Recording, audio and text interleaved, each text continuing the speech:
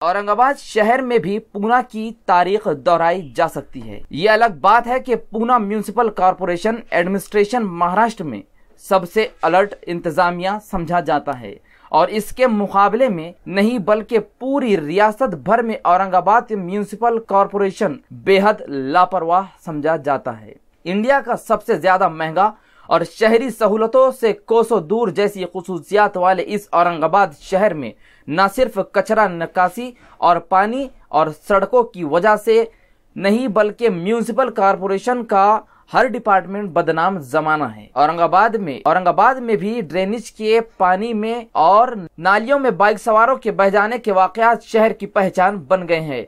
तो इस कालाबाजारी और करप्शन के दम पर चलने वाली वो कॉरपोरेशन जो कुत्तों की नस्ल के बढ़ोतरी का प्रोग्राम बना चुकी है, क्या गारंटी के शहर में मौजूदा होर्डिंग भी ऐसे पुख्ता हो कि गिर ना सके और 10-20 अफराद की जान ना ले। लिहाजा जरूरी है कि औरंगाबाद म्यूनिसिपल कॉरपोरेशन के अहाते में मौजूदा होर्डिंग पर नजर की जाए।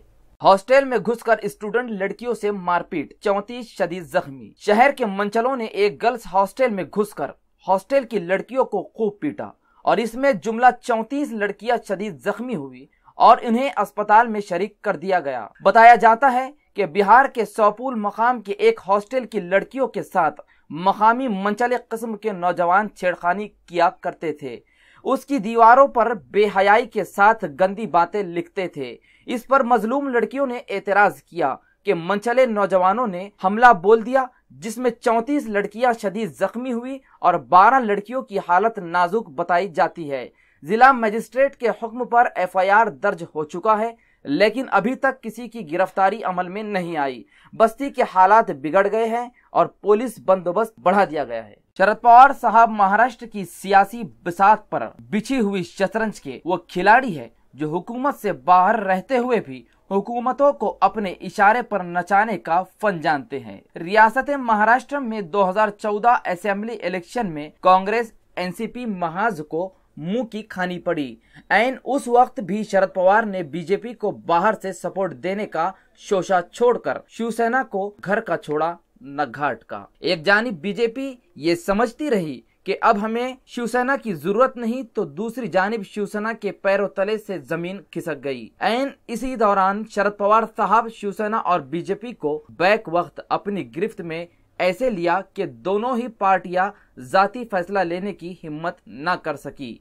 NCP के कद्दावर लीडर छगन भुजबल ED की जानिब से जेल की हवा खाते रहे और सिंचन घोटाले के 1,70,000 करोड़ के इल्जाम को अजीत दादा पवार अपने माथे का कलंक बनाकर घूमते रहे। लेकिन अजीत दादा पवार को जेल में डालने के वादे पर हुकूमत में आई बीजेपी अजीत दादा का बाल भी बाका ना कर सकी। ये भी शरद पवार का एक सियासी चमत्कार समझा जाता है। जनता में इस बात के भी चर्चा गर्म है कि भीमा कोरेगांव में हुई घटना के पीछे भी शरद पवार ही का चमत्कार काम कर चुका है, ताकि बीजेपी के साख खराब हो जाए और बीजेपी RSS की फिरका परस्ती बेनकाब हो जाए और अवाम ये समझ ले कि बीजेपी RSS दस्तूर हिंद की मुखालिफत और हद दर्जा फिरका परस्त पार्टी है। इसी घटना ने महाराष्ट्र की सियासत में पोलराइजेशन का काम अंजाम दिया है। लिहाजा पवार साहब हर चंद के इलेक्शन ना लड़के, लेकिन सियासत पवार साहब के बगैर नहीं चल सकती। 3 राज्यों में बीजेपी का सुपड़ा साफ। पिछले 2003 से MP में बीजेपी ने मजहब के नाम पर हुकूमत पर सांप की तरह कुंडली मारकर बैठी है। इस दौरान में रियाया, भुखमरी, बेरोजगारी, तंगदस्ती, करप्शन, रेप, मॉब लिंचिंग, जराइम और कत्ल गारतगिरी जैसे घटनाओं से दुनियाए इंसानियत चीख उठी। लोग जुल्म की हुक्मरानी से पनाह मांगने लगे और पूरे 15 सालों तक इस बीजेपी ब्रांडेड सियासत की वजह से लोगों का अरसा हयात तंग हो चुका है। जुमला 230 असेंबली सीट्स में से बीजेपी को सिर्फ 122 ही सीटों पर कामयाबी मिलने के एग्जिट पोल ने सर्वे की रिपोर्ट दर्ज की है। इससे बीजेपी के पैरों से जमीन खिसक चुकी है। एन इसी तरह छत्तीसगढ़ और राजस्थान का भी यही सर्वे है। राजस्थान की 200 सीटों में से बीजेपी को सिर्फ 56 सीटों पर कामयाबी हासिल होगी, जबकि कांग्रेस को यहां पर मुकम्मल मेजॉरिटी हासिल होने का अंदाजा कायम किया जा रहा है। इसी के साथ मिजोरम में भी कांग्रेस ही के लिए माहौल साजगार नजर आ रहा है। अमित शाह के प्रोग्राम में महिलाओं के साथ बदसलूकी। रायपुर में अमित शाह को काली झंडियां दिखाई गई क्योंकि उनके प्रोग्राम में महिलाओं के अंदरूनी कपड़ों की भी तलाशी ली गई। बताया जाता है कि अमित शाह छत्तीसगढ़ के एक दिन के दौरे पर थे।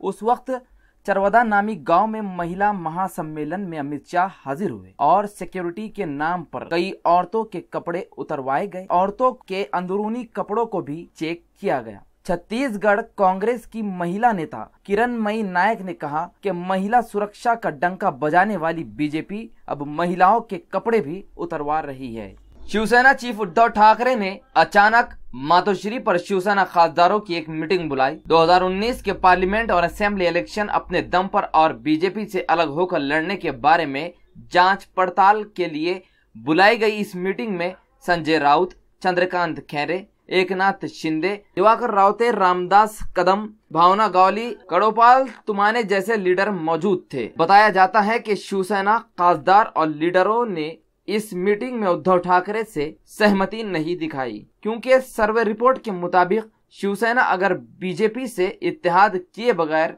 इलेक्शन लड़ती है तो शिवसेना का सुपड़ा साफ। इसलिए शिवसेना का कोई भी लीडर अपने दम पर इलेक्शन लड़ने के हक में नहीं है। मैट्रिमोनियल साइट के जरिए हुए अफेयर में औरत ने किया ब्लैकमेल। गुजरात के पोरबंदर की 49 साल गीता ठक्कर नामी महिला 1 साल पहले शादी.com पर बलजिंदर नाम के एक शख्स से दोस्ती की और उससे मुसलसल पैसे मांगकर ब्लैकमेल करने लगी। गीता ठक्कर ने उसे धमकाया कि वो इसे पैसे नहीं देगा तो रेप का केस दाखिल करेंगी। बलजिंदर ने 1 साल तक इसे बर्दाश्त करते हुए उस महिला के खिलाफ पुलिस की मदद मांगी। पुलिस ने जाल बिछाकर उस महिला को ब्लैकमेलिंग के पैसे लेते हुए रंगे हाथों पकड़ा और इसे गिरफ्तार कर लिया। अशोकराव चौहान की जबान फिसली। महाराष्ट्र में हुकूमत की बेहिसी पर सवाल उठाते हुए मालेगांव में एक जनसभा से संबोधित करते हुए कांग्रेस प्रदेश अध्यक्ष अशोक चौहान की जबान फिसली। उन्होंने कहा कि एक कॉन्फ्रेंस में एक लड़का टीचर के टेबल पर खड़े होकर जब पेशाब करता है तो इसके जिम्मेदार उस लड़के का बाप होता है, इसलिए जैसा बाप वैसा ही बेटा। उनका इशारा दिल्ली के नरेंद्र मोदी और महाराष्ट्र के देवेंद्र फडणवीस पर है।